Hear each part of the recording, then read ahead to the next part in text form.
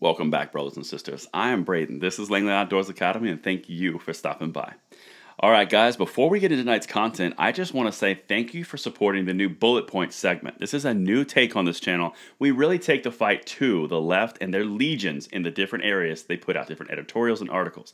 And this morning's was received extremely well. Check it out. It's linked in the description box below, and I want to know your feedback on it because it's a new content, and we're building something together for the betterment of the Second Amendment because we will pass the Second Amendment along to the next generation, and Bullet Points is the next way this channel's doing it. So I look forward to hearing your feedback on it. Like I said, linked in the description box below.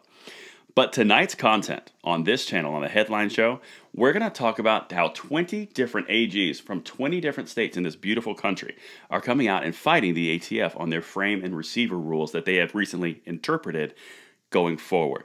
Now, the comment period is over. You guys actually did a pretty good job across the board. We have a lot of comments in there. But this is the next step in that fight.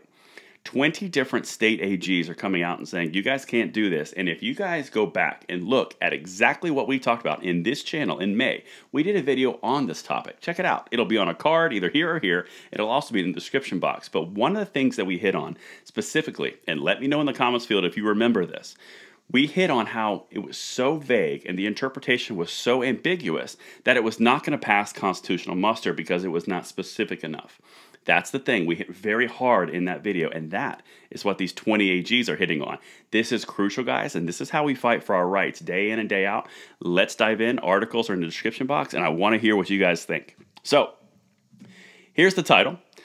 20 GOP states push back against Biden gun regulations. Attorneys general say Biden's proposed gun parts rule is unconstitutional, which it is. But it's really fascinating how they're setting up lawsuits going forward because this is not going to stand. Check this out. And this is going to sound familiar to you guys. Let me know in the comments. Attorneys general of 20 states are fighting back against an unconstitutional Biden administration proposal to regulate gun parts. And this is the part that's really awesome. West Virginia Attorney General Patrick Morrisey and Arizona Attorney General not happening, led the 20-state coalition in authoring formal comments urging the rejection of the Bureau of Alcohol, Tobacco, Firearm, and Explosives proposed new rule on firearm parts that follow President Biden's effort to regulate so-called ghost guns. Now, we've talked about almost ad nauseum how ghost guns are the asphyxiation of the left right now. They are affixed on that. They don't even know what they are. We've done bullet point episodes on that concept. But they want it because it's marketing, it's branding, it's easily brandable because the word ghost guns and it sounds scary. Boo! I know, it's scary. But here is what the teeth of this potential lawsuit that's coming up is going to happen. This is spicy, guys. Check this out.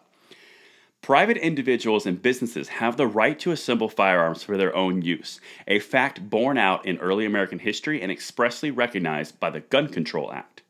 Morrissey said in a statement, "The Second Amendment is a core tenet of our Constitution." Amen. And this regulation would treat the activity of assembling firearm parts as a problem to be stamped out rather than a right and tradition to be respected, which is a very well worded aspect of this interpretation, right? Because they do not at all honor this. And that is important because it is enshrined in our Constitution like that. Now, this is the part where they get in trouble. This is the left, okay? Biden and his Attorney General Merrick Garland, both obviously anti-gun activists, earlier this year proposed further regulations of ghost guns to stem gun violence in America, which the evidence and the data points on that is scant at best. Ghost guns are homemade firearms that aren't marked with a commercial serial number because such parts have been exempt from federal laws. And this is where that little itty-bitty problem with the constitutional right and the laws and the interpretations get in the way. The reason that these are not considered firearms in a legal term is because they're less than 80% complete. If you are less than 80% complete, it's not a firearm, which means it's not enforceable to the ATF. It's not an actual firearm. You could sell it, ship it to your door. You have to finish it yourself. That's the whole point of this lawsuit and this rule interpretation by the ATF.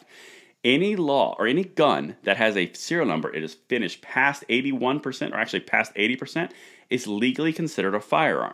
That requires a serial number. That requires a background check. That requires all the things and nuances that are required in the gun code.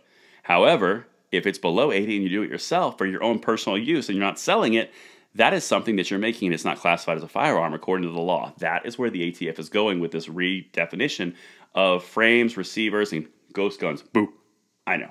That's why they get in trouble because they can't follow the existing law and they can't change it. What are they going to do?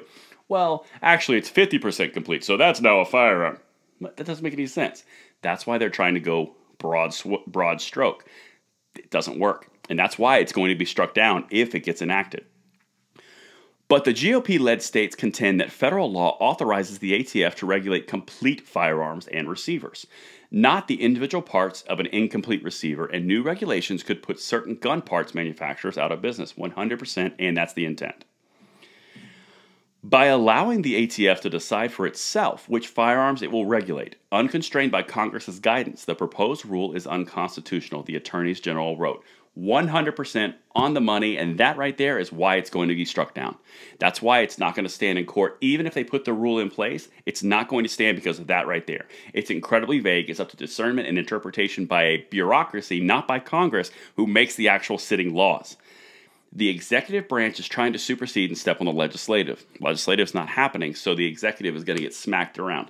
That's what's going to happen, and that's why we fight every single day, and we're on this. Because if you guys didn't put these attorney general in place, we wouldn't be having this on a federal level. This is a big deal, and this is why we're taking this step by step by step. Started with the individuals like yourself leaving comments on the ATF forum.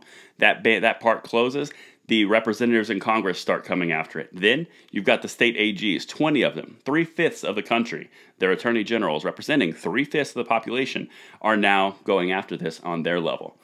This fight is just beginning, and it's going to take every one of us to steel ourselves because we are going to pass this blessing along to the next generation. It's part of our fabric, it's part of our Constitution, and it's part of our country and ourselves. This is not something that we give away lightly, and they are going to learn that. They may hold all the cards right now, but the winds of change are coming. And I want to know what you guys think in this on the comments below. Until tomorrow, I'm Braden. See you later.